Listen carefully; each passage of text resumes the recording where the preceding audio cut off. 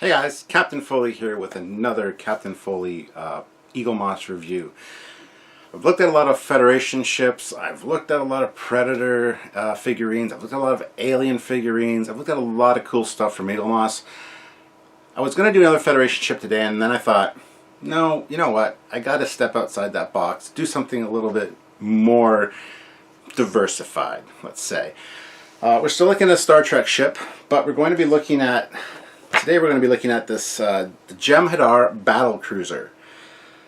So there she is on the cover, looking big and beautiful. This thing is huge, just so you know. It says heavy cruiser, launched 24th century, length 639.75 meters, and a maximum warp speed of warp 9.6. So yeah, let's take a look inside the magazine. As always with Eaglemoss, you got the little diagram here, how it fits on the stand, how to slide it on, because each stand is different based on the ship, which is very cool. Here's a great shot of it from the front, looking mean for sure. And down here you got your specifications. Operated by the Dominion, type heavy cruiser, length 639.75 meters. Top speed, warp 9.6, observed. Weaponry, 6 Polaron beam emitters, torpedo launchers, Breen energy dampening device, or Breen energy dampening weapon, sorry. So, and there's some little detail shots here, but we're going to take a look at the model in just a second after we've looked through the magazine. Again, these magazines are done very, very nice. Love the Eaglemoss magazines. There's so much detail and great pictures. Definitely worth snagging the magazines if you can with the ships. Sometimes I don't get the magazines with the ships, which is kind of a shame, but here's more pictures of it, and mixed in with the ships from the Cardassian Union as well. So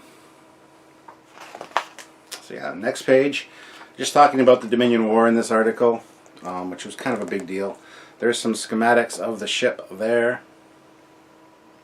Like how they had to turn the front view sideways so it would fit. But again, I love the orthotics, the orthos view of the ships. And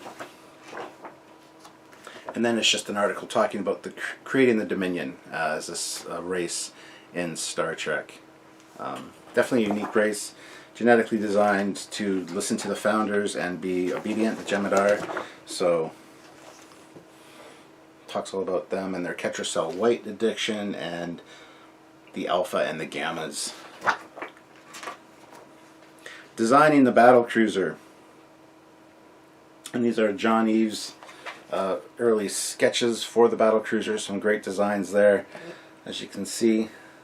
I always love John Eves' sketches. They're so meticulously done. They're almost like finished drawings, like paintings when he's done. They're not quick sketches, they're not simple, they're very detailed, very thought out, and that's really one of the reasons that John Eves is one of the most prolific Star Trek designers. A true genius, to be sure. I gotta pick up his new book, by the way. It just came out. Maybe for Christmas I'll get that. So here it just talks about on-screen appearances. And over here it's got a little ad for coming next, the Galore class, which I don't think I have one of, but yeah. On the back, as usual, there's just a picture of the ship from the top. So just standard Eaglemoss magazine. Again, standard packaging. This is just one of the small packages. Has all the different Star Trek logos. So the original one, and then Deep Space Nine, Enterprise, TNG, and Voyager on the side there.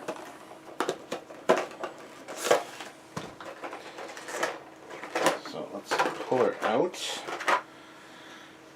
and here we have it.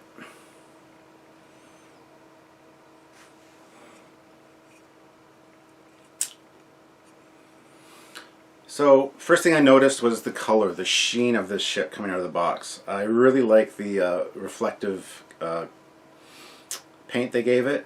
Very metallic looking, very insectoid almost, like a beetle's shell that shines. I really love the shapes involved in this ship. Looks very predatory, very mean. It's very reminiscent of the Scimitar from certain angles, in my opinion. Again, I could be wrong. These top parts up here, on close inspection, they look very much like a handheld blaster or even a rifle, like a Starfleet issued rifle or something. It's kind of an odd shape. This middle piece at the back here is very reminiscent also of the Klingon D7's engineering deck at the back. Again, a lot of interesting detail. There's a multitude of windows along this spine here. They're very small to give a sense of scale for the ship because it is quite large. And we've talked about that. We've done episodes on this Jem Hadar ship for Trekyards, and we go into the detailing, the windows and the scale of the thing in that. So on the bottom, you've got an interesting long section there, which really is interesting. It slants down here. I'm not quite sure if it's supposed to do that. It's kind of hard for you to see how it slants down. But again, really neat attention to detail. Lots of greeblies and markings on the hull. This does bend up a little bit. It's almost like it should be more straight. I think that would look better. This one does slant down, so I don't know if that's the way it's supposed to be or if that's a production issue. But again, the purple highlights on this, they add to that metallic shine or sheen. So at the back you got a really detailed engine, little beehive-like structures in there, which is really neat. The warp nacelles again have really great accent colors, the brown and the purple with the light blue with that metallic hull coating is really, really nice, really well done. Really makes this thing pop. The front, it looks very insectoid, looks like pincers of like an earwig or something, which is similar to the rear of the Cardassian Galores. Again, very bug-like and very off-putting, just on first visceral reaction to these ships.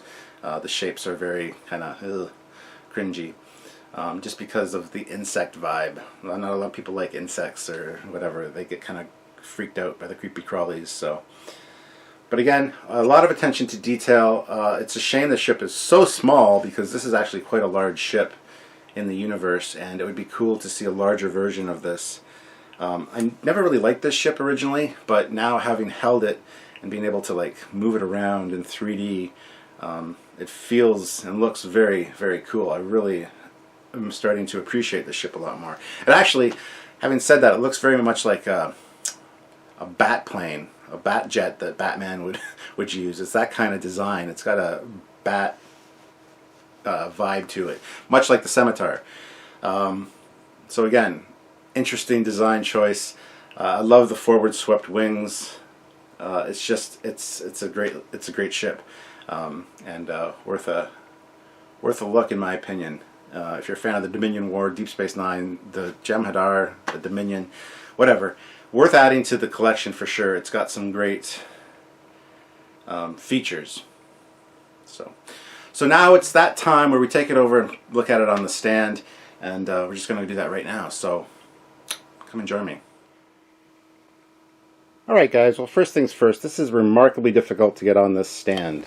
It's got a weird notching system and it's supposed to slide in, as you can see by the diagram here. Supposed to slide in just like that along the top. However, I was playing with it for a minute or two here and it was very difficult to get in. I finally did get it in, but I wanted to show you guys the difficulty in that. So, just one second here, I'm going to put this on the tripod. Alright, so we have it here. Hopefully you guys can see alright. There's not a lot of room back here to... There we go. There's not a lot of room back here to get this locked on. And it seems to almost not fit. However, if you...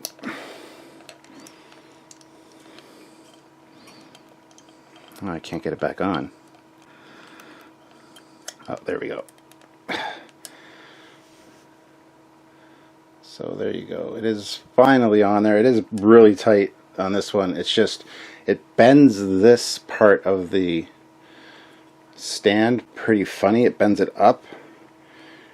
So it does lock on pretty tightly, but it's a pain in the ass to get on there. So I just thought I would point that out before we move on. So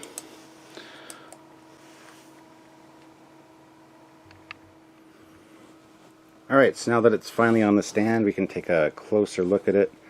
Again, that metallic sheen in certain lights just comes out really nicely. Seems silver, but some angles it almost has like that, like I said, like a pearlescent beetle shell kind of vibe. It almost feels like a purpley color. Lots of great detailing on this thing.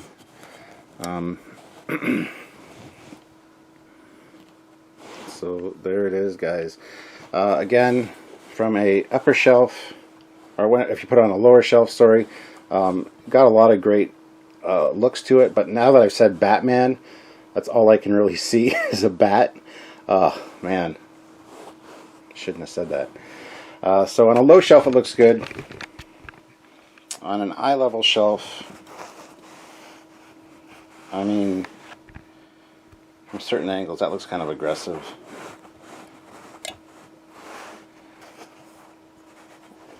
Facing away from you or towards you, it looks great. Loses it there for me. It just does not look great. And if you put it on a higher shelf, that kind of brings back that look. But then again, some angles it just doesn't work for me. But there it's very much imposing, like it's bearing down on you. Almost want to put a full moon behind it to make it a bat plane. Now that's all I'm going to see. Alright guys, so there you go. This is the Jem Hadar Battlecruiser. Fine looking ship. It's very small and not as much detail as they could have done. Like I said, you got the little windows along there, but they almost feel like pepper flakes, almost like it's almost a mistake, but those are supposed to be windows. So the size of the ship being portrayed in this model is kind of iffy, but it's the size that fits in the box. So that's, they don't scale their ships to each other, just whatever fits in the box. So anyway guys, if you want to get this ship or any others, click the link in the description below. Head on over to Eaglemoss, and at checkout use the discount code Trekyards to save yourself 15% off orders of $50 or more. Definitely worth it, and definitely worth checking some stuff out, adding stuff to your cart, and picking up some great ships. But that's it for me for today. Thank you very much. Just remember that victory is life after all. And having said that, please subscribe to both Trekyards and the Captain Foley personal channel. I've been uploading some videos to that as well lately, so you can check those out. And don't forget to watch other videos by us, and we will see you very soon. Alright guys, see ya.